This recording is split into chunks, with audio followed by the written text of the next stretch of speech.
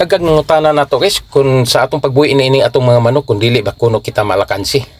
Kung jutay ra kinig mga itlog. Aw sa ingon na guys kung ayon jud nato sila kwintada.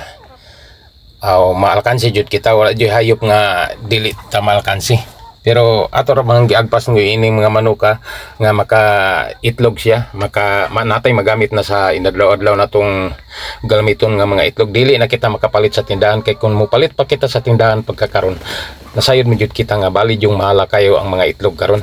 Kay sa ato pang mga itlog nga gigamit nato organic pa nga mga itlog kini. Walay halong mga medisina ang ato ang mga pagkaon kanila busa organic ang atong mga itlog sa atong mga manok. Og sa gingon nga dili ba kita maalkansi, okay naman siya guys kay naaman yung itlog nato makuha matag adlaw nya sa atong kapital nato niya pura ang atong manok wala madyud mawala kanato. Hinoon kung mugamit kita sa manok kung panglitan mo iyaw kita kay kita galamitan o birthday ba pwede gyapon na siya kayo. Nadyan na tayo magamit nga manok. Dili na kita mangita paglain pa.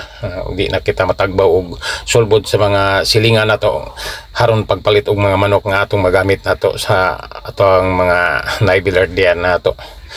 Busa mo rin na kayo ining magbuhi gyud tay ining mga manok ka. Makaitlog pa ta og napagyud tay manok nga mahimo nato kay ni ara man jud nga atong mga manok dili man mawala kini samtang siya nagaitlog ang iyang itlog mo no toy silbi natong kwintaon nato nga ginansya yung atong kapital atong puhunan mao kining ato ang mga manok nga atong gipangbuhi kay kini sila magkadugay ni sila magkabugat pud ni sila og timbang magkadagko pud kining ato ang mga manok.